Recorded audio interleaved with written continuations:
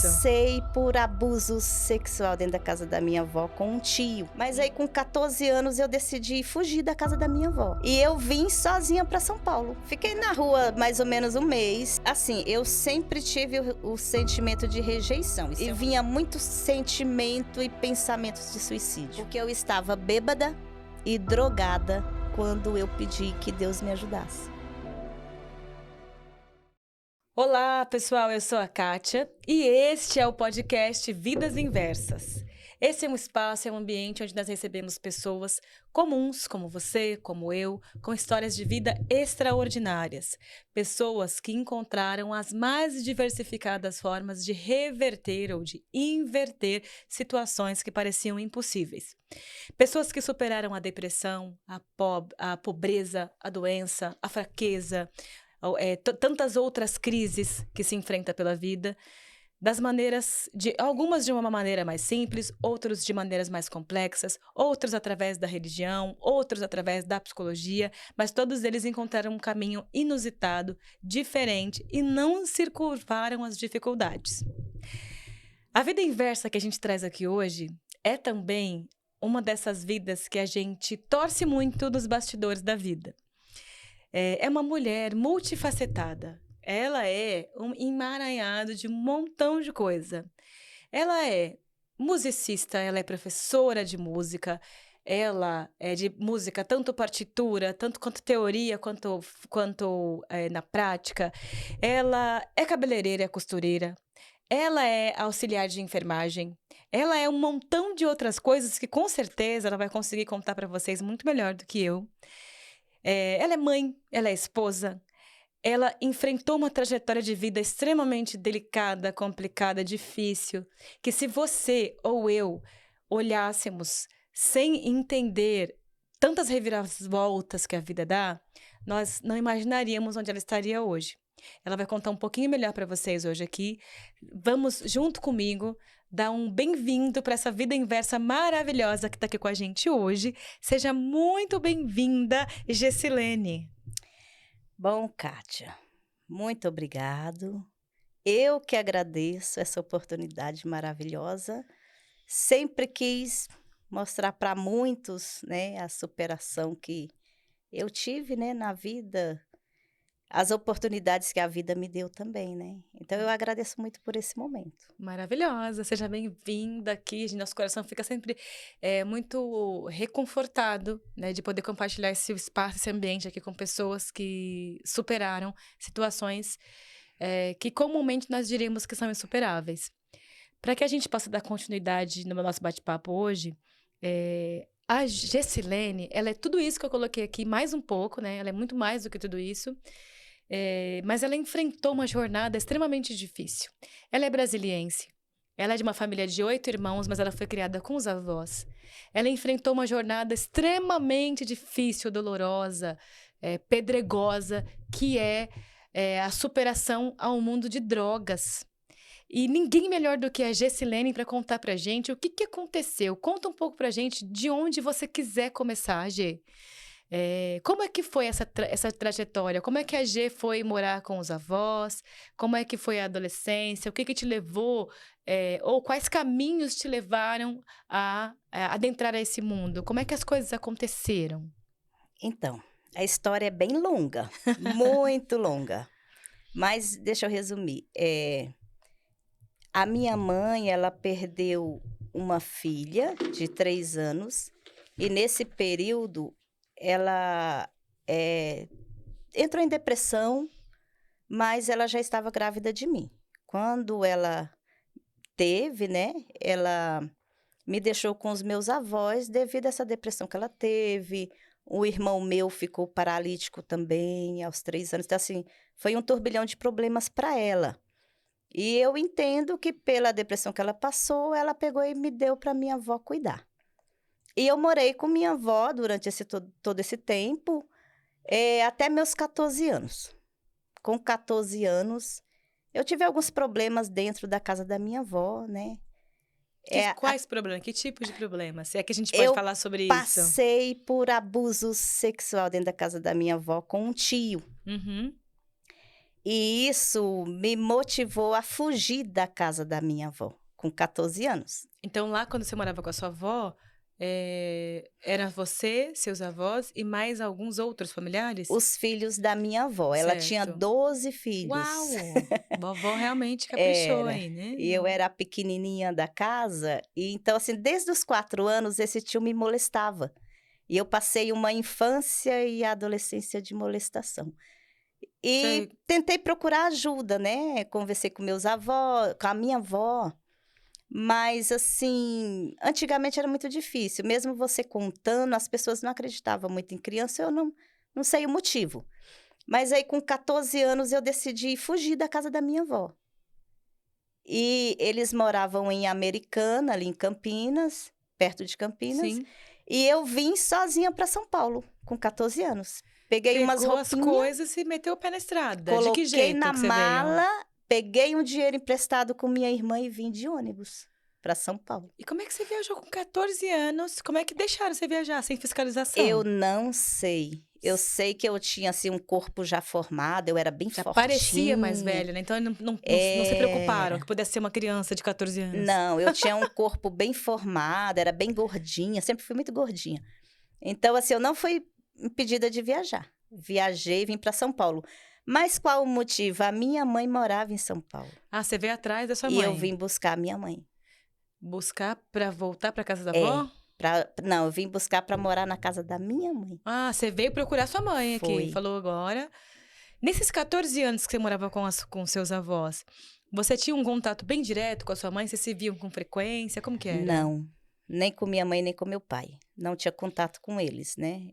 Minha mãe às vezes aparecia, mas mesmo assim eu não tinha contato com ela. A gente Não era aquela sempre... coisa de mãe e filho, não. Era Não. mais como um pão familiar mesmo, É. visitando. Era um familiar. Dentro de mim, eu considerava minha mãe e meu pai, né? Mas a gente tinha uma barreira muito grande de contato. Sim. A gente tem até hoje essa barreira. Sim, é De que é natural. comunicação. Você cresceu com outra família. Então, é como se realmente fosse um É. familiar e não que não haja afeto. Eu não sei, mas é que fica mesmo e principalmente pela nossa geração, né? Acho que a gente deve ser da mesma geração. E naquela geração anterior, eu tenho a sensação de que demonstrar afeto era uma coisa mais difícil, né? Era pouco abraço, pouco contato, né? Era mais assim, precisão mesmo. Falava o que precisava. Legal. Né? Aí você veio, procurou a mãe. E aí, como é que foi esse reencontro? Não foi bom. Não foi o que você esperava. Não. E aí, conta pra A gente. minha mãe já estava com mais 2 filhas Uau. de outros relacionamentos. E ela tinha uma vida muito difícil. Ela trabalhava num barzinho, né, para ganhar a vida, montou o barzinho dela. Aí, a princípio, ela não gostou muito. Porque ela falou: "Ah, eu já tô com 2 adolescentes. Aí vem você com, Vem a terceira, né? na adolescência". E como a gente não teve aquela criação, houve uma certa rejeição da Sim, parte dela para entendo. mim ir morar com ela. Aí eu, a princípio, falei: vou voltar para casa dos meus avós. Não tem outra saída. Não. Você teve que se reinventar, voltando pro Para casa dos local. meus avós, mas eles não me aceitaram. Meu avô não aceitou eu de volta lá. Falou, na casa já que dele. você foi embora, agora se vira. Já que foi embora, agora deixa ela aprender com o mundo, né? E assim eu procurei uma tia. Falei: vou morar na casa da minha tia. Fiquei procurando alguém que eu pudesse me acolher. Essa minha tia tinha um filho e ela morava sozinha também. Ela falou: filha, aqui na minha casa também não dá para você ficar. Aí eu voltei para a rua. Fiquei na rua mais ou menos um mês, procurando alguém para me acolher, né? Aí teve uma pessoa, uma amiga que eu conheci, e ela falou: olha, Josi, você pode vir na minha casa, pode tomar um banho, pode trocar de roupa, a gente pode te dar um prato de comida, mas dentro da minha casa não dá para ficar, mas a gente te apoia, né? Aí eu fiquei assim. E nesse período que você veio, você estava lá em Americana, aí você veio para cá, aí você voltou para lá, você teve que se estabelecer em algum lugar. Quando você fala assim, na rua. Na rua. Eu procurei uma casa para morar, mas nem encontrei auxílio com parentes, né? E você tinha 14 anos. Tinha 14 anos. não consigo conceber a ideia de deixar uma adolescente de 14 anos desamparada. Hoje em dia, você tem filhos, né? Hoje eu tenho Você tem quantos filhos? 4. Quais são as idades dos seus filhos? Falar a verdade, a idade dos meus filhos, eu bagunço um pouco Tá a idade deles. mais ou menos, é mais ou menos 20. Mais ou menos, vamos lá. Meus filhos, eles são de 4 em 4 anos. Tudo bissexto, né? Então eu tenho o Gerson Leandro, que tá, acho que ele fez 21 a 22, uma coisa assim. É uma vergonha, mas vamos lá. A minha menina, se ele fez 21, minha menina fez 25. Certo. Se a outra menina tem 25, 26, 27, 28, a outra tem 29. E o rapaz tem 33, o mais velho. Caramba, você tem uma cara tão nova. Assim, não 4 que você filhos. seja velha, mas eu digo Mas assim, já tô. em relação a ter um filho de 30 anos, mas eu achei que você tinha 45 anos, 44 anos. 33 anos ele já tem. Caramba, parabéns, você tá muito bem. Fisicamente, tá muito, Obrigada. muito bem apessoada, muito bonita. Parabéns. Obrigada. E aí, continuando a história, você voltou, Sim. você, como é que você encarou isso? Assim, como é que foi o sentimento? Você se lembra do sentimento de falar assim, você veio e falou assim, ó, não tem como você ficar aqui. Aí você foi em outro lugar, não tem como você ficar aqui. Você lembra, assim, se em algum momento você se desesperou? Sim. Como é que foi? Conta pra gente. Eu sempre tive o sentimento de rejeição. Isso é uma coisa que eu encaro até hoje. Porque parece que não sai de dentro da gente. Você luta, que nem a gente falou antes de começar, né? Que é uma questão que você luta, mas você sempre tá lembrando. Sempre. Né? Ele é dentro de mim pela rejeição do pai e da mãe. Porque o meu pai, eu fui conhecer ele com 32 anos. Uau! Então, assim, eu não tive contato com meu pai desde quando eu fiquei na minha avó. Eles falam pra mim que eu vi ele a última vez aos 2 anos. Depois eu não vi mais. Então, com 32 anos... Então, ele não continuou convivendo com a sua mãe. Não. Entendi. Com 32 anos, eu fui procurar ele. Para tentar tirar uma barreira de dentro de mim, liberar perdão, né? Que eu precisava. Então, eu procurei ele. Mas, assim, eu sempre senti rejeição do pai, da mãe. E aonde eu procurei amor e carinho, que foi na minha avó e no meu vô, nesse momento eu senti a mesma rejeição. Quando você voltou para cá? Quando eu falei de voltar para lá, o meu avô falou que eu não voltaria mais para casa dele. Porque eu já tinha saído, ele não queria de volta. Então, voltou à tona o sentimento de rejeição que eu tinha de infância. Certo. Aí eu pensei em me suicidar, pensei várias vezes em tirar a vida. Eu ficava muito tempo sentada na calçada, sem ter o que fazer, sem ter para onde ir. Lá perto da casa dos avós? Não, aqui em São Paulo, perto da casa da minha mãe. Da sua mãe. Eu ficava muito tempo sentada na beira da calçada e vinha muito sentimento e pensamentos de suicídio, né? Aí... E o que você fazia para combater isso? Porque você deveria ter uma força muito grande para ser uma adolescente de 14 anos na rua, sem amparo nenhum. E apesar desses pensamentos que são absolutamente normais para aquela situação, onde é que você achou força para falar assim, não vou me entregar a isso, vou esperar? Então, eu comecei, assim, o pessoal da rua, o pessoal dos bares, que eu ficava muito perto de bar, eles começaram muito a me oferecer apoio, palavras, sabe? Palavras de incentivo. Eram solidários, na medida do que eles sabiam e podiam. Essa minha amiga chamada Kalena, que eu até gostaria de falar o nome dela, foi uma das que me ajudou demais. Um beijo pra Kalena, manda um beijo pra ela. Um beijo, Kalena. Ela me ajudou demais. Tanto na amizade, como ela me dava aquele apoio para me poder tomar um banho, um prato de comida. Ela não me largava, sabe? Ela ficava sempre perto de mim, tentando me dar uma saída, né? Então, essa família da Kalena, eles me ajudaram muito nesse momento aí. Isso lá em Americana? Não, isso aqui em São Paulo. Tudo em São Paulo. Legal. Tudo ali em São Bernardo, no Pantanal, em São Bernardo. Pantanal.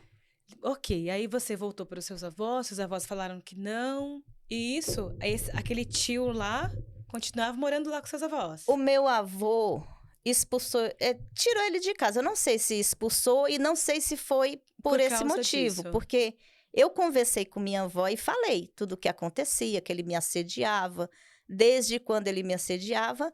E não sei se eles tomaram essa atitude por esse motivo. Mas eu sei que esse meu tio saiu da casa da minha avó, ele não morou mais lá. Certo. Quando você né. tinha, quando você resolveu contar isso, que é por volta dos 14 anos, que idade esse tio tinha? Se você lembra mais ou menos, não precisa ser esse exato, Eu não lembro. mas ele era bem mais velho. Ele era bem mais velho, acredito que ele tinha uns 30 anos por aí, Certo, 20 e pouco a 30 anos. É certo. até assim uma situação que daria cadeia, então esse motivo, o assunto não Não foi fi adiante. é, o Justamente para assunto abafar, né, que é o que se fazia nessa é, época, né, para que um exemplo, talvez os seus avós pensaram: "A gente não quer apoiar a postura dele, mas a gente não quer nosso filho na cadeia". É tipo isso, né. tipo isso. Infelizmente, essa é uma realidade ainda nos dias de hoje, né. A gente tem conversado com algumas pessoas, a gente tem participado de alguns fóruns também, e a gente tem escutado muito isso ainda hoje, né. Sim, Ainda existem muitas famílias que, mesmo não apoiando a atitude, elas silenciam os casos, e é, aí você vai ter uma criança que vai ser para sempre, eh, mentalmente atormentada por uma situação como essa, sim, e em contrapartida, para manter aparências, por N outros motivos, a situação acaba não sendo levada para onde deveria, que é para questões legais, né. é, Enfim, é um alerta isso, né. isso. E aí, você ficou morando na rua, você conheceu a Kalena, que te ajudou um pouquinho, e a família dela, Sim, mas que não te amparou dentro da casa dela para você não, morar. é. E aí você ficando ali, fazendo amizade com as pessoas em bares, em regiões ali Isso, próximas, isso acabou te levando a beber? muito, porque as pessoas em volta de mim começaram a me oferecer bebida, isso aliviava, né, o sentimento que eu tinha. E logo pra frente, né, que não foi nesse momento, foi depois dos 17 anos, tem uma historinha aí nesse meinho, eu comecei o uso de drogas. Eh, andando com essa galera, bebendo de vez em Sim, quando, aí surge uma droga que ali é. experimenta. Como é que foi isso? Então, ó, eu voltando um pouquinho.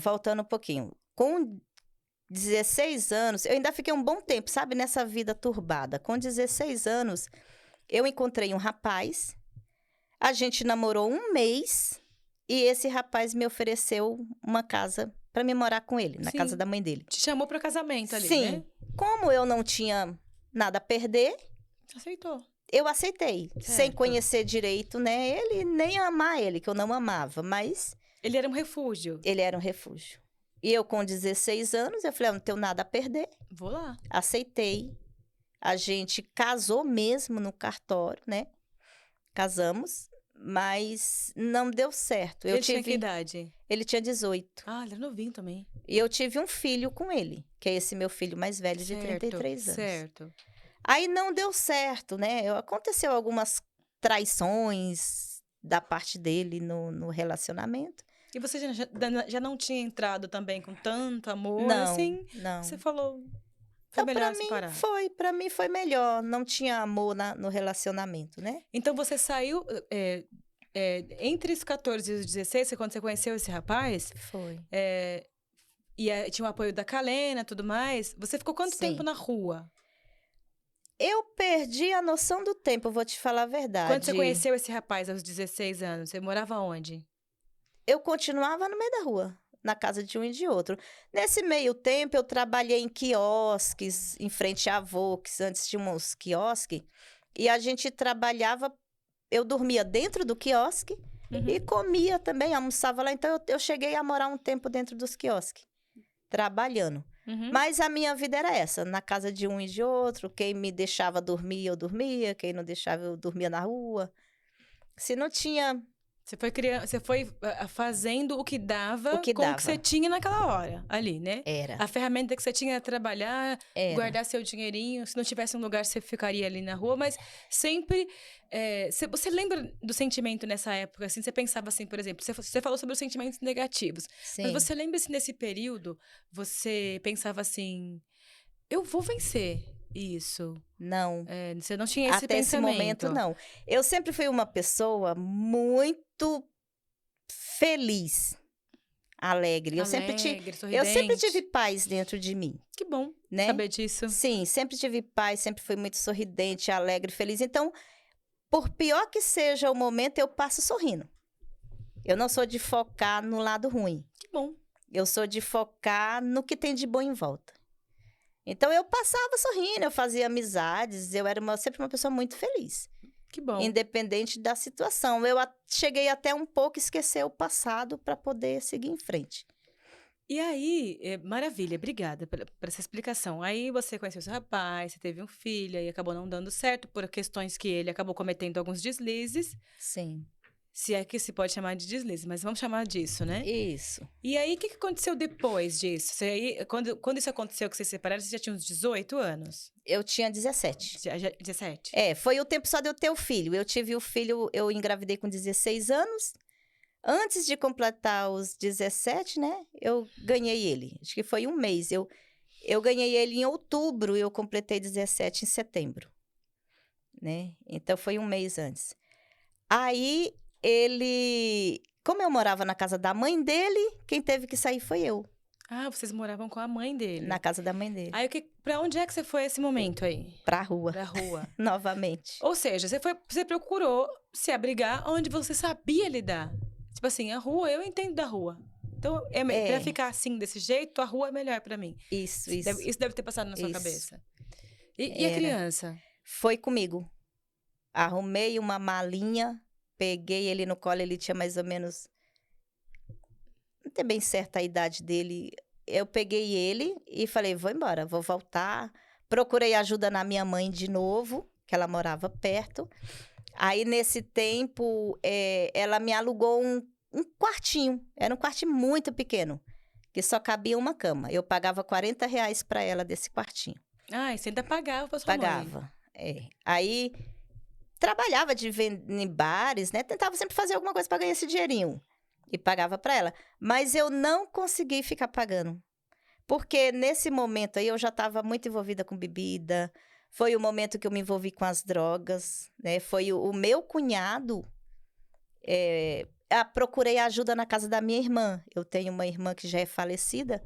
E esse tempo que eu morei na casa da minha irmã com esse meu filho, o marido dela começou a me oferecer drogas. Ah, ele usava. Ele usava, mas era uma forma dele me aliciar para querer ganhar dinheiro. Ah. E eu entrei nas drogas de bobeira mesmo. Eu não mesmo. conhecia drogas, né? Eu não sabia não como sabia que que era. podia ficar dependente. Não. Né?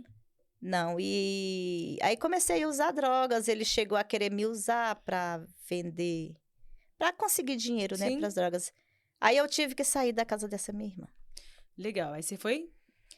Aí deixei meu filho com ela na casa do pai. Ah. Tive que deixar meu filho lá. E ele ficou numa boa com a criança? A mãe dele que ficou. A avó que ficou com o menino. Ele não ficou. Ok. Aí, pra gente poder avançar mais um pouquinho. Você... quando você entregou seu filho lá para o seu ex-marido, o que você fez nesse momento? Para que caminho que você seguiu depois que você entregou a criança para ele? Então, o único motivo... Beber aguinha. Bebe água, fica tranquila, relaxa. O único motivo da existência, assim, a minha. No caso, era o meu filho. O que te mantinha viva, de pé, com vontade de continuar lutando, era seu filho. Aí sempre que você pensava numa coisa ruim, você pensava assim, por ele eu vou ficar. Era. Por ele vale a pena. Ou seja, você nesse momento da vida encontrou uma razão para viver. Você não via antes uma razão. Aí seu filho te deu essa razão. Foi. Que é o motivo pelo qual eu estou vivendo e vou continuar suportando tudo a meu filho. Era isso, né? Era. E o motivo de eu ter deixado ele lá era por isso também, porque aonde eu ficava, ele ficava muito doente. Ele tinha bronquite, pneumonia. E eu pensava na saúde dele. Você queria salvar ele mesmo? Queria. Você pensava assim, pode acontecer o que for comigo, mas com ele não quero que aconteça alguma coisa de ruim. Aí eu deixei ele lá e quando eu saí de lá, aí eu saí decidida a qualquer coisa. Eu falei, não, agora a vida para mim não tem mais sentido, né? Então, vou me entregar às drogas, à bebida e sair com esse pensamento de me entregar às drogas e à bebida. Mas assim, eu agradeço muito ter sido criada com meus avós. Porque os meus avós, eles me deram uma criação muito boa, uma criação bem de bastante ensinamento. Eles eram amorosos? A minha avó era muito amorosa, o meu avô era mais seco, mas a minha avó eu sentia muito o amor dela por mim, Ah, que legal. né? Mas eu sei que meu avô, mesmo seco, ele me amava. Eu Do jeito acredito, dele, do né? jeito dele. Mas a estrutura que eles me deram nessa infância, quando eu cheguei nessa fase aí de eu achar assim, ah, não, vou me entregar às drogas, à bebida, eu lembrei da criação deles e eu falei, não, essa vida não é para mim. Essa vida de droga, de bebida, essa vida não é para mim. E eu comecei a ter novos sonhos, novos planos. Aí teve uma noite que eu saí com minha irmã, porque minha irmã também usava droga. A gente teve uma infância meio ruim, né? Criado na casa dos outros. Uhum. Minha irmã foi... Assim, morou muito na casa de um e de outro. E quando a gente estava na rua, certa vez andando, a gente começou a fazer planos para o futuro. E a gente começou a sonhar. Ah, um dia eu vou ter uma casa, eu vou ter uma família. Um dia eu vou ter um carro. Um dia eu vou ter cartões de crédito, eu vou poder fazer compra. Então, assim, a gente começou a sonhar no meio da rua. Era mais ou menos umas 2, 3 horas da manhã e nós andando na rua e sonhando, né? E eu comecei a sonhar e isso aí foi despertando um novo pensamento em mim. De querer uma nova vida, de querer uma família, de querer pegar meu filho de volta, né? E foi despertando esse desejo. E você acha que esse momento aí, sonhar é uma coisa muito importante, sabe por quê? Muito. Quando você sonha, o sonhar é uma construção é uma construção de um edifício na sua mente. Tudo começa no sonho, tudo começa no projeto, tudo começa quando você imagina que pode ser. Isso. E quando você começa a projetar esse sonho, né? Que olha, não, eu gostaria, mas eu quero, eu vou ter uma casa, eu vou ter uma família. Você sabe que, assim, nada na vida é fácil, principalmente na vida da pessoa pobre, da pessoa que é batalhadora, que é lutadora, que não tem nenhum tipo de amparo financeiro, emocional e tudo mais. É tudo mais difícil. Então, você sabe que quando você fala assim, eu quero ter X coisa, existe uma grande chance de você conseguir, só que você vai ralar muito para isso. Sim. Você vai ralar demais, né? Mais do que algumas outras pessoas. Sim. Mas essa trajetória, né, esse passo daqui do sonho para construir, é o que te mantém viva, que você vai acreditando, Isso. né? Você acha que esse momento aí, que foi o sonho de transformar a sua história, que te deu força e energia para você começar a construir esse futuro que você tem agora? Foi esse desejo, esse sonho que a gente teve às 2, 3 horas da manhã que acendeu tanto em mim como nela. O desejo. O desejo de mudar de vida, de sair dali daquela situação, né? Maravilhosa. E onde é que entrou a música, a enfermagem?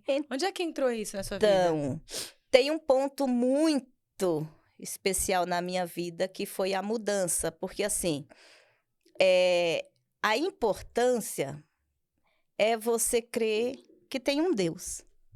E que esse Deus pode todas as coisas, independente da religião. Independente. Por que eu falo assim? Porque eu estava bêbada e drogada quando eu pedi que Deus me ajudasse. Esse dia eu tinha passado 3 dias nas drogas, e eu estava sem comer, e eu me ajoelhei onde eu dormia debaixo de uma coberta, no chão puro mesmo, não tinha colchão, não tinha nada. E ali eu pedi para Deus. Eu falei, Deus, se o Senhor existe, muda a minha vida, muda a minha história, me dá um esposo, me dá meu filho de volta. Então, é por isso que eu falo, independente, eu estava drogada, eu estava bêbada, mas eu fiz uma oração. Você não estava dentro de uma igreja, de uma placa? Não. De um segmento religioso? Não. Você simplesmente acreditou que uma força superior, que alguém que pode mais do que você, né? No caso, Deus existe. Poderia. E Ele é um Deus que Ele atende a qualquer pedido. Não depende de religião para Deus atender um pedido. Então, você diria que a fé salvou você? A fé. A fé é que te mostrou um caminho para inverter essa história que estava tudo fadado ao fracasso. Foi. Né? Você acha que foi... Você acha não, você sabe, você Eu tem tenho certeza que foi isso. Deus que me viu. E aí, ok, você teve Sim, esse momento, que é esse momento de reflexão, de falar assim, sem é, Deus, Senhor, eu não quero essa vida mais. isso. Eu sei que o Senhor pode fazer alguma coisa por mim, por favor, muda a minha vida, muda a minha história. Você me lembra até uma música Foi. da Aline Barros, né? E aí, Sim. aí como é que você se conduziu para o seu relacionamento, para o seu marido, para a sua religião? Como é que as Então, coisas se conduziram aí? o meu esposo, que é o meu esposo hoje, a gente tem 30 anos de Que legal, casados. Eu vou parabéns. até mandar um recadinho para ele, Manda! amor. Te amo. Que lindo. E a gente se conheceu, eu ainda estava nas ruas. Que legal. E ele vinha, esse local que eu morava, tinha muito bar. Então ele vinha, ficava ali no bar jogando uma sinuca. E ali eu olhei pra ele, eu falei, é esse meu esposo. Na hora que eu olhei pra ele, eu falei, Você já é gostou? esse, gostei dele. Me apaixonei à primeira vista. Nossa! À primeira vista. Desde a primeira vez que eu vi ele, eu me apaixonei. Como ele chama? É Gerson. Gerson? Ah, olha você, hein, Gerson. E ele me conheceu ali.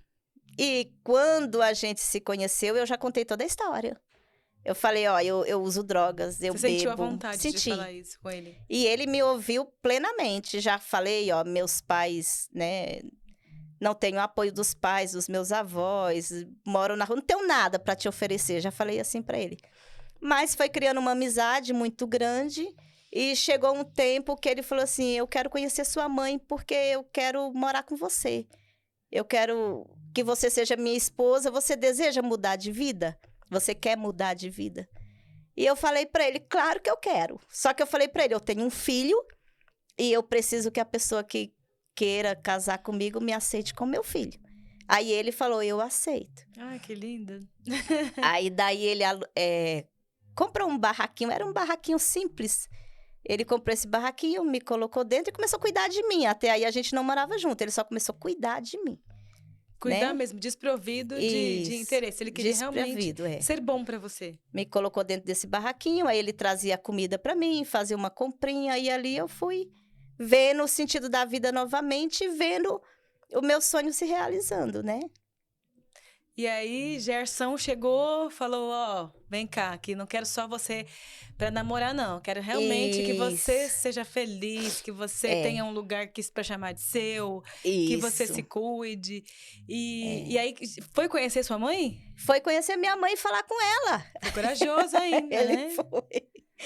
Aí E conheceu aí? ela, falou com ela, disse que queria namorar comigo. Eu falei, nem precisa, porque a minha mãe nem tem muito contato comigo. Mas ele falou, não, eu vou. Ele quis seguir a cartilha Sim, certinha, né? ele veio de uma família muito estruturada, sabe? Uma família que eu amo a família do meu esposo, é como se fosse a minha isso, família. Que bom. Amo a mãe dele, voltei de lá agora dia 1º, então assim, a família dele é minha família, Que bom. gosto muito deles. E engravidei da minha segunda filha, que é a Milena. Quando eu engravidei da Milena, aí o Gerson falou assim, então vamos casar, porque agora a gente oficializou com um filho, então vamos casar. Aí casamos. E quando ele foi conhecer a sua mãe, ele conseguiu quebrar o coração dela, assim, conseguiu trazer ela para um lado mais sentimental, para ela ver que tem alguém que amou gratuitamente a filha dela e que quis dar a essa filha tudo que ela não tinha antes? Como é que foi esse encontro? Me conta. Então, eu tô confabulando aqui, mas eu como é que foi? acredito que não.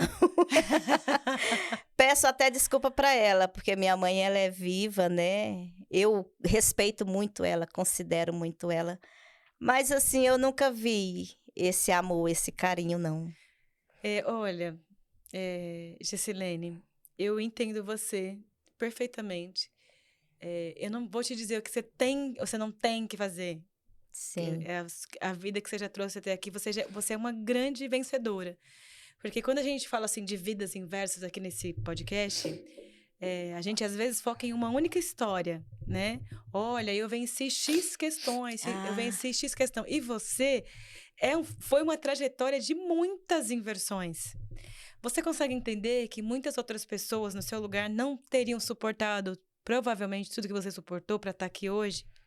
para ajudar um monte de outras pessoas, que é o que você faz hoje, com esse trabalho da carteirinha, tira a carteirinha, certificado para ajudar, entra em lugares como presídios, por exemplo, Sim. que é um trabalho que você faz, que eu quero que você conte aqui, espero que dê tempo. Sim. Para isso, e você é um orgulho de pessoa. Então, hoje, é a sua mãe que tem que se orgulhar de você nunca ter desistido, de você não ter aceitado a rejeição, a frustração, Sim. se colocado nesse lugar para baixo e aceitado esse lugar pequeno que às vezes a vida fala, é aqui que você cabe. Sim. É aí, ó, você é isso aí. Aí você foi lá, com todas as dificuldades. Você sabe que às vezes você falou assim, olha, às vezes eu pensei que eu ia desistir de tudo. Foi. Mas, no fundo, tem um negocinho que chama esperança, né? É que a gente fala assim, a esperança é a última que morre. Não morre a esperança, né? Não morre. A esperança de um futuro, de uma vida melhor, de ser amada, de ser cuidada, de ter... acho que todos nós, todas as pessoas, independentemente se elas têm grana ou não, no fundo, a gente quer aceitação. Isso. Acolhimento, amor gratuito. E alguém que você sabe, mesmo que de olhos fechados, mesmo que você não esteja vendo, está planejando fazer você bem e feliz. Que é o seu Gerson aí, né? Pois é. Mas, enfim. Isso. Então, sim, viu? Como é o nome da sua mãe? A minha mãe se chama Maria. Maria. Hoje, a gente já tem um relacionamento, assim... A gente se fala às vezes, mas a gente não tem aquele relacionamento... Naturalmente, de né? mãe, de filha. Mas, assim, eu aprendi a amar ela do jeito que ela é. Quantos anos tem a sua mãe? Ela fez agora dia 27 de agosto. Eu não sei a idade dela. Mais ou menos. Acho que ela deve ter uns 70? 80. Ah, já tem 80, já tá com a idade mais avançada. Eu não sei a idade dela de certo. Mas é falha minha, né? Imagina. Ela sempre fala, só que eu não guardo muito idades. Olha, não é falha nenhuma isso, tá? É cada um com as suas... Como é que fala? Guarda aquilo que... eu não consigo guardar momentaneamente muito é interessante. idades, né? Não tem problema nenhum. Mas assim, você é mãe hoje, né? Sim. Você é mãe de 4 filhos. E as poucas vezes que a gente conversou, você estava cuidando de um neto. Você estava fazendo tal coisa. Então, isso já demonstra que você, desde o Gerson, você entrega para o mundo muito mais do que você recebeu, né? Totalmente o inverso, foi o que eu tentei. Eu falei, eu vou ter meus filhos e meus filhos vão receber totalmente o inverso do que eu recebi. Que bom ouvir muito isso. Amor, muito carinho, muita compreensão. Meus filhos são meus amigos. Eu quero até mandar um beijo, Manda, pode? claro que pode. Um beijão de fala coração. O nome deles, fala um beijo, Gerson. É o Gerson Leandro, que é meu caçulinha. Aí tem a Heloísa, que é minha companheirona. Tem a Milena, que é meu suporte para tudo. Foi a minha primeira filha do Gerson. Então, ela é o meu, sabe? Tá sempre ali presente, muito gostoso.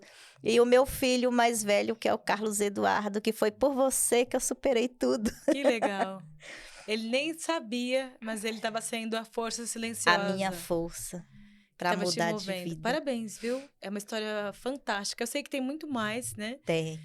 Tem muito mais. E como o nosso tempo, infelizmente, urge, é curto, eu quero aproveitar, porque eu acho muito importante que as pessoas saibam o trabalho que você faz hoje. Sim. Porque, assim, ó, tem uma frase que é muito clichê, que a gente escuta muito, hoje virou muito, né? A gente lê muito na internet, a gente escuta muito, que é assim... O que importa, no final das contas, não é só o que aconteceu com você. Isso. É o que você fez com o que aconteceu com você. E você é um exemplo vivo de que você transformou a dor em alegria, a dor em compreensão, o sofrimento em alegria, as dificuldades em resolução de problemas. E aí, Josi, você... eu sei que você é formada em enfermagem, né? Isso. Técnica de enfermagem? Me formei em técnica de enfermagem. Técnica de enfermagem, é musicista, professora de música, que é uma coisa extremamente intelectual. Eu sei muito bem, porque eu tentei fazer aula de instrumento aí, desisti, que é muito difícil. trampo. Mas eu queria focar nesses nossos minutos próximos. Sim. Até a gente pode marcar um outro episódio para falar sobre essa questão das suas profissões. Mas tem uma parte de você que é assim, que é entregar para os outros Sim. O que você recebeu de graça. Sabe aquela passagem bíblica que fala assim, ó, de graça recebestes Isso. e de graças dai. Isso. Que é esse trabalho que você faz hoje. Você me surpreendeu hoje me mostrando uma carteirinha que você tem, que é uma carteirinha que te possibilita entrar em qualquer ambiente com principalmente com pessoas carentes de tratamento contra drogas, álcool, infratores. Conta pra gente um pouquinho como é que funciona esse trabalho, como é que você faz esse trabalho? Então, eu sempre gostei de fazer esse trabalho voluntário. Eu sou assim, eu sou muito coração. Eu não posso ver ninguém precisando, sofrendo, carente, que eu quero ajudar. De qualquer forma, de qualquer maneira. Lá na minha congregação, eles me chamam de psicóloga. Sei, eu sei. Porque eu gosto de ouvir. Não, eu gosto muito de ouvir a pessoa, aconselhar, ajudar, tentar tirar a pessoa daquela situação ruim. Então, eu pensei, vou fazer um curso de capelania. Porque eu tendo esse curso, eu vou ter acesso a alguns lugares. Eu já fui convidada, na escola que eu estudei mesmo, a diretora me convidou para dar uma palestra, para me falar desse meu período de superação, de eu ter conseguido terminar os estudos depois dos 40, porque foi depois dos 40 que eu consegui terminar os estudos. Parabéns. Então, eu fui convidada e eu só podia ir lá se eu tivesse essa carteirinha para ter uma liberação. E eu gostava de fazer trabalhos na cadeia, fazer visita. Essa minha irmã, que sonhou comigo, né? Que a gente teve esses sonhos no meio da rua de ter uma vida. Essa minha irmã foi presa. Ela ficou 1 ano e 6 meses presa. E foi daí que nasceu o desejo de eu ir nas cadeias visitar. De ajudar outras pessoas. Ir lá visitar, conversar, né? Então, assim, acendeu esse desejo de ter acesso. E essa carteirinha nos dá, tanto a mim como ao meu esposo, a gente faz o trabalho juntos. Que legal, ele também faz. Ele fez o curso também. E a gente tem acesso aos hospitais para fazer visita, né?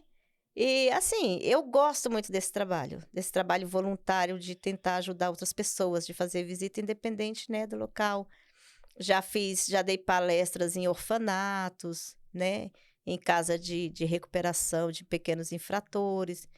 Então, assim, em favelas, em bocas de fumo, a gente vai, meu esposo vai, a gente leva a palavra que pode, né, mudar de vida, que pode ser liberto das drogas, dos vícios. Então, assim, a gente gosta de fazer esse trabalho, eu e ele, né? E essa carteirinha, ela nos dá muito acesso a esses lugares. Que legal. Ele sempre te apoiou? O teu marido, quando você falou assim, olha, eu tô querendo... Porque eu presumo, hoje você é evangélica e faz parte de uma denominação. Mas quando você conheceu o Gerson, que vocês começaram a se conectar e planejar uma vida juntos, você ainda não era evangélica. Não, nós não éramos. Você só tinha essa forte conexão com Deus, como você colocou aqui, mas ainda não era. Aí você... essa atuação, esse desejo, essa realização de ajudar as pessoas aconteceu depois que você estava na comunidade, depois que você estava evangélica? Depois da gente evangélico. Aí ele gosta muito desse trabalho também, ele gosta muito de visitar, né? E te apoia nisso, Ele né? apoia, eu apoio ele quando ele vai fazer algum trabalho e ele me apoia quando eu vou fazer algum trabalho. Que legal, fico feliz por isso, de verdade. É muito bom ter um braço para sustentar quando você não tá... Tem dia que você não tá legal e... Não, vamos lá. Legal. Você tem uma relação com a música por causa de todo esse trabalho que você fez com a igreja, você dá aula na igreja de instrumento. Isso. Né? Você dá aula na igreja? Dou aula na igreja. Qual é o seu público na igreja das aulas? De criança até o mais adulto. Que legal, cara. Foi muito legal. A gente não coloca a idade, né? A gente coloca quem quer aprender música. Quer aprender música, vem. Muito bom. A música, ela é muito boa. Depois a gente coloca aqui no final os links para as pessoas te acessarem das suas redes sociais. A gente vai colocar, se quem tiver interesse em aprender música, vai na igreja lá, no endereço e tal. Procura a Gessilene. Já fui dar aula de música em outros lugares, outras igrejas. As pessoas me chamaram e eu fui dar aula de música em outras igrejas, montar orquestras, né? Nossa, que legal. Então, a gente fez esse trabalho em outras igrejas, né? Aonde chamar você, que Aonde se tiver chamar. disponibilidade, você tá indo. Se tiver disponibilidade, a gente tá indo. Porque lá em casa todos tocam. Meus filhos todos tocam. Olha que legal. Só o Carlos Eduardo, mais velho, que não, né? Mas os outros mais filhos novos. todos tocam. Que legal. Muito legal. Família musicista. É. Que legal. E aí, assim, né? Como a vida, né? Em alguns episódios nossos aqui, a gente costuma dizer assim, né? Eu gosto muito de citar alguns trechos bíblicos em algumas conversas que eu tenho, Sim. porque eu acho muito norteadores, né? Então, tem um trecho na Bíblia que eu vou usar isoladamente agora aqui, mas é muito importante a gente sempre levar em consideração que a Bíblia não é um texto para ser lido e vivido isoladamente, com versículos à parte, sem um contexto e tudo mais. Mas tem um texto em João, capítulo 14, né, o Evangelho de João, que Sim. Jesus fala assim, olha, no mundo tereis aflições. Isso. Eu nem vou entrar em outros contextos, nenhum outro, né? Eu não vou entrar em outras falas desse livro, mas é um trecho que eu gosto muito, sobre aflições.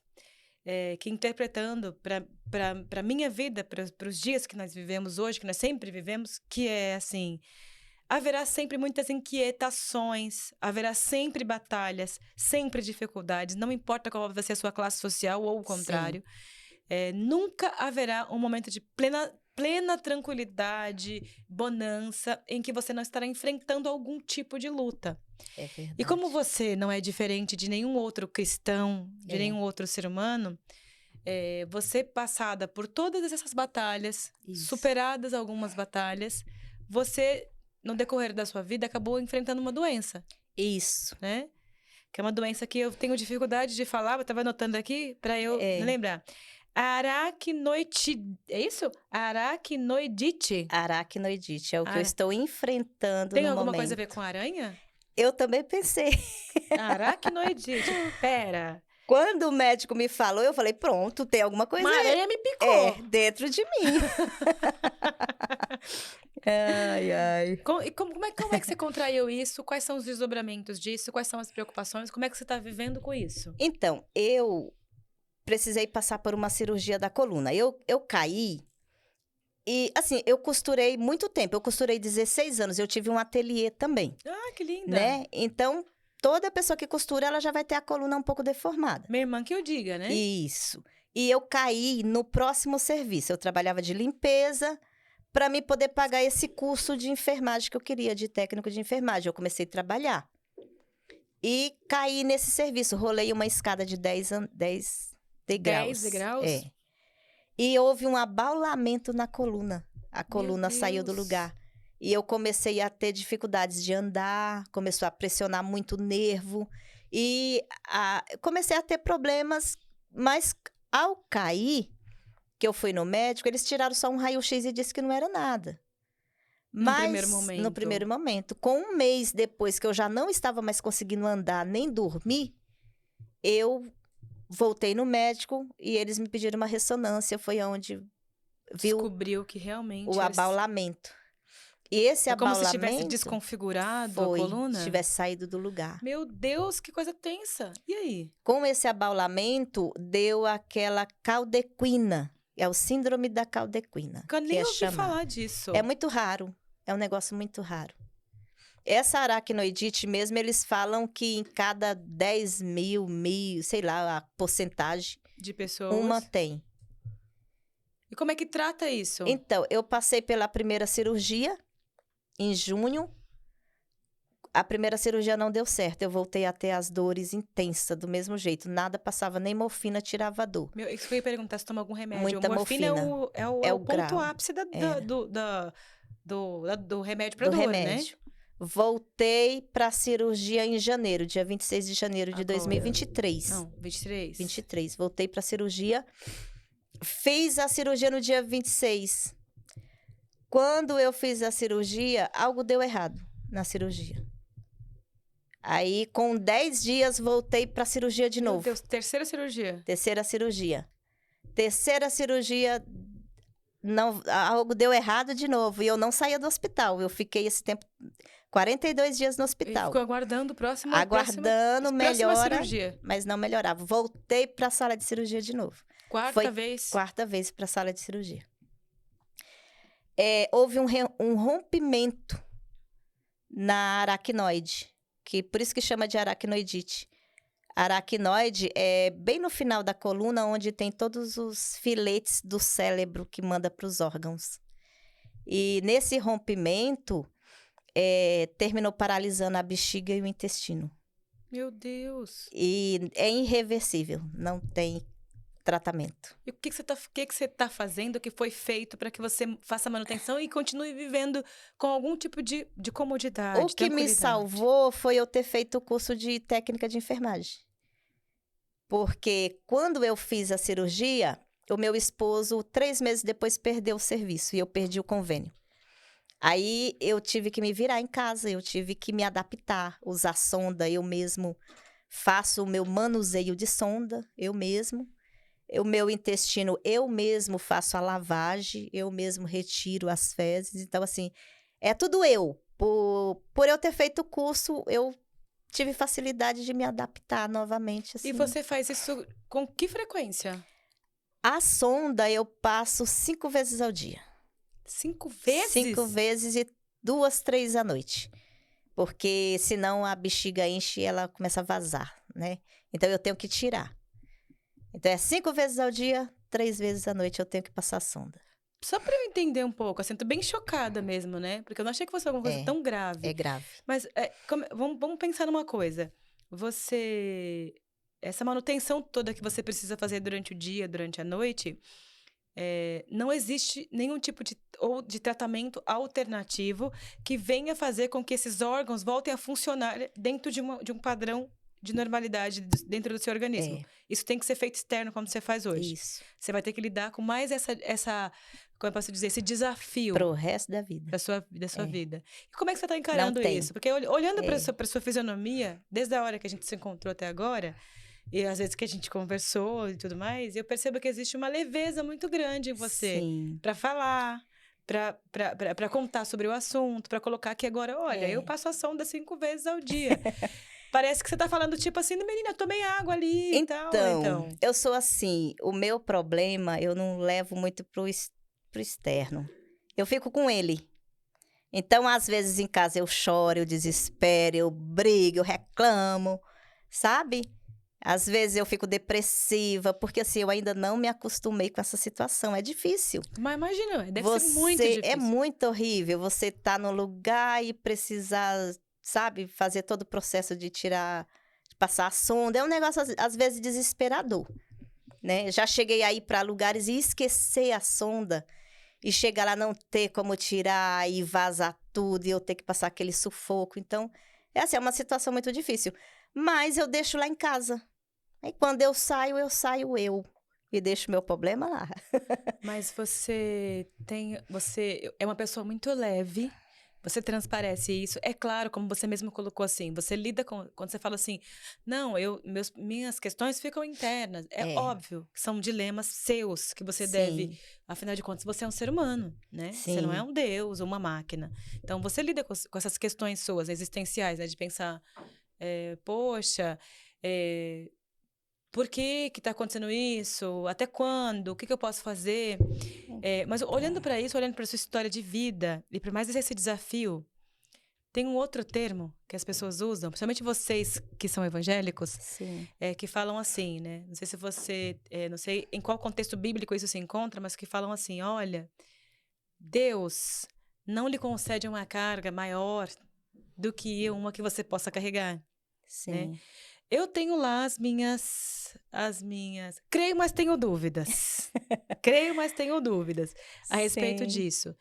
E você é uma pessoa que, a sua história de vida, de uma forma ou de outra, nos faz olhar para esse ditado e querer acreditar que, de fato, é uma terrível carga, mas que você encontrou um jeito de carregar e carregar de uma forma muito bonita.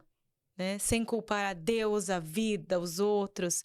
E, mais uma vez, você é um exemplo de superação. Então, assim, você não tem uma história inversa. Sua vida toda foi uma... luta. Toda de luta. E ainda hoje é uma vida lutando. Olha,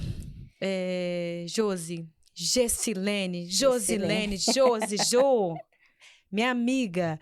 A gente está terminando, infelizmente... Eu, inclusive, quero deixar um convite para o futuro, né? Numa próxima temporada, para você vir aqui com Sim. mais tempo, para a gente contar mais um pouco. E eu não posso deixar de te pedir, para nesses minutinhos finais que a gente tem, que você pense no seguinte: me ajude a deixar uma frase, uma mensagem poderosa para as pessoas que estão assistindo a gente agora. Porque, assim, ó, certamente existem uma série de Gessilenes lá fora agora. Tem uma menina de 14 anos que foi ou está sendo abusada. Tem uma menina de 14 anos que está sem amparo. Tem uma menina de 16 anos que é mãe de uma criança, que está enfrentando as drogas, que está enfrentando a solidão, que está enfrentando a dificuldade, falta de emprego, falta de apoio familiar. Uma doença difícil de lidar.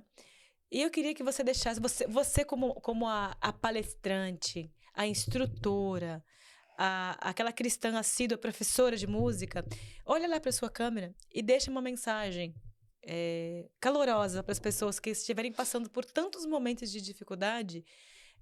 Deixa uma mensagem para elas do que você acha que pode ser positivo para elas encararem e o que é positivo para você, para a gente terminar. Tá bom. Bom, eu, desde todo o sofrimento, desde o início, eu deixo para você assim, que transforme todo o mal em bem. O mal que vem pra gente, às vezes não é para nos derrubar, é para você usar para ajudar alguém. Porque você não tem como ajudar ou ter sensibilidade do problema do outro se você não sente. Como eu tenho sentido todos esses problemas, eu sinto uma grande sensibilidade e necessidade de ajudar outra pessoa. E isso me satisfaz, isso me traz vida, me traz alegria, me traz prazer, né? Então, eu não tomo o mal que acontece comigo e culpo a Deus. Ao contrário, eu agradeço a Deus por cada momento que Ele me ajudou a passar, que Ele me ajudou a superar, né? E pego isso e quero ajudar outras pessoas a superar também. Muito obrigada. A sua história é inspiradora, você é uma mulher inspiradora. Deve ser um orgulho ter uma mãe como você, deve ser um orgulho compartilhar a vida com alguém como você. Tem uma professora que não só ensina a tocar um instrumento, mas tocar a vida mesmo, né? Como um todo. Sim. E é um prazer, sempre é um prazer receber pessoas como você aqui no nosso podcast, que é esse espaço mesmo, para mostrar para pessoas comuns que é possível. Para mostrar para as pessoas comuns, que nem eu, que nem você, que mesmo com uma doença tão terrível, que eu particularmente nunca ouvi falar, que você ainda continua com esse brilho nos olhos, com essa serenidade, com essa paz, que você colocou no começo daqui do nosso bate-papo, você falou assim, olha, eu sempre fui uma pessoa que tinha paz, apesar de tudo. Então, eu encarava as coisas com leveza. E é legal que desde os 14 anos, desde sempre, né, você trouxe isso para esse momento de agora. Você foi construindo essa paz, e essa paz foi te dando essa estabilidade que você precisa para lidar com esse momento de agora. Então, continua sendo essa mulher forte, vitoriosa, poderosa, inspiradora. Continua inspirando as pessoas que assim, o universo, Deus, enfim, o que as pessoas creem como elas creem, estarão muito gratas. Eu, particularmente, fico muito grata. Muito obrigada. Eu que agradeço. Agradeço de coração esse momento, essa oportunidade de poder espalhar que tem jeito. Obrigada, Jessi. Obrigada mesmo. Para finalizar aqui, eu vou pedir para você, Vida Inversa, que nos segue, que nos acompanha no canal do YouTube, que continue nos acompanhando, que se inscreva no nosso canal e acione o sininho, que compartilhe essas histórias com outras pessoas que estejam passando por diversos momentos. A gente nunca sabe, mas todo mundo está passando por uma história. Todo mundo está passando por muitas lutas o tempo todo. Sigam a gente, acompanhem a gente, continuem divulgando a gente. E é isso. Um beijo, um abraço, muito obrigada de novo. E a gente fica por aqui. Até o próximo episódio. Tchau, tchau.